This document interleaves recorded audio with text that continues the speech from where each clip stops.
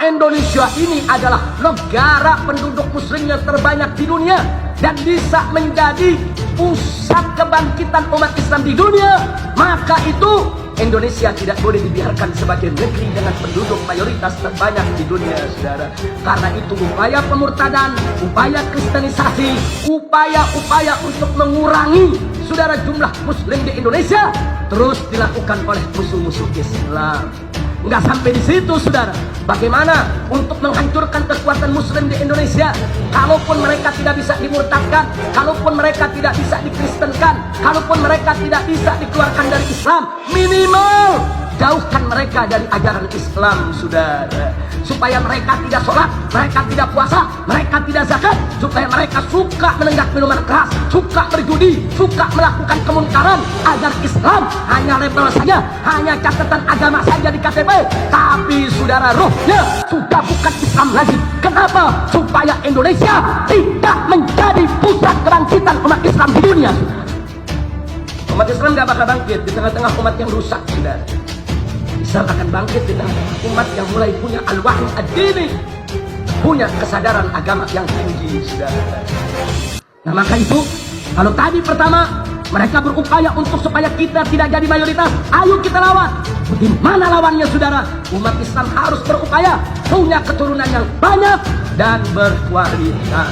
Yang kedua, kalau mereka berupaya untuk menjauhkan umat Islam dari agamanya, ayo kita lawan. Bagaimana cara melawannya, saudara? Semarakan dakwah, buka majelis taklim, datangi para tuan-tuan guru, kirim anak-anak kita untuk memperdalam ilmu agama, dan mari kita ajak masyarakat untuk menegakkan amar ma'ruf nahi munkar, supaya kesadaran beragama di tengah masyarakat itu naik, keberkahan turun. Insya Allah Indonesia akan menjadi pusat kebangkitan umat Islam di dunia, saudara. Insya Allah. Dan yang terakhir, saudara, karena Indonesia adalah negara muslim terbesar di dunia, termasuk teritorialnya. Dari Sabang sampai Merauke ada 3 waktu, saudara. Ada Indonesia bagian barat, bagian tengah, bagian timur. Saking luasnya kita punya negeri, saudara. Itu dari Banda Aceh, kalau kita naik pesawat sampai ke ujung Irian sana, minimal 5 sampai 6 jam baru sampai, saudara. Saking luasnya ini republik, saudara. Musuh-musuh Islam gak suka. Mereka akan berupaya untuk menghancurkan Indonesia menjadi negara-negara kecil, saudara. Karena itu beberapa tahun yang lalu, saudara, almarhum Bapak Z.A. Maulani, mantan kepala Bakin, dulu namanya Bakin, sekarang namanya BIN, saudara. Di zaman Bapak Habibie, beliau mengumpulkan para habaib, para ulama sebelum beliau meninggal dunia. Apa beliau katakan? Para habaib, para kiai, saya titipkan Indonesia ini. Saya kepala Bakin, saya kumpulkan berbagai macam informasi. Ini kita dapat data yang lengkap, akurat, bahwa Eropa dan Amerika sudah sepakat akan melakukan gerakan-gerakan sistematis agar Indonesia terpecah menjadi beberapa negara, saudara. Negara Sumatera sendiri, negara Jawa sendiri, negara Kalimantan sendiri, negara Sulawesi sendiri, negara Irian sendiri. Ya, mereka sedang menuju untuk memecah belah kita, saudara. Maka itu saya sampaikan, saudara, kenapa sampai hari ini baik Amerika maupun Eropa tidak berhasil memecah belah Indonesia menjadi negara-negara kecil?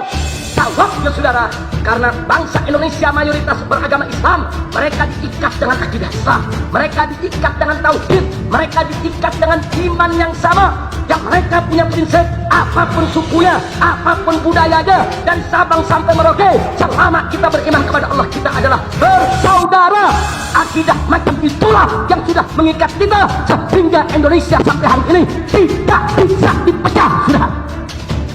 Ya Allah, takbir.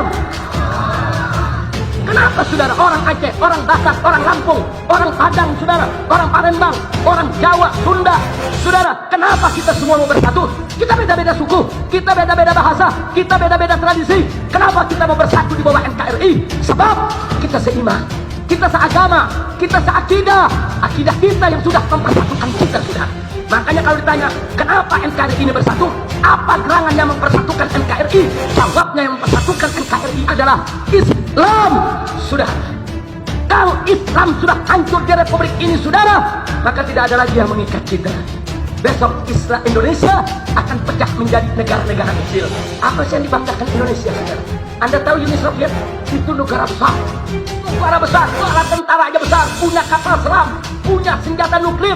Eropa tidak suka, Amerika tidak suka. Saudara, dipecah-pecah, dihancurkan dengan strategi politik sampai menjadi negara-negara kecil, saudara. Ada Rusia, ada Ukraina, ada Kazakhstan, saudara, ada Turkistan dan lain sebagainya.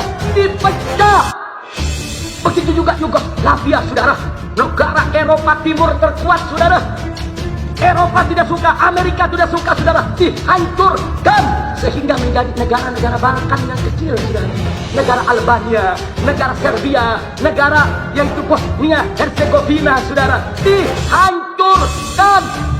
Yang ingin saya sampaikan adalah Uni Soviet dan Yugoslavia kalau bicara senjata lebih kuat dari Indonesia.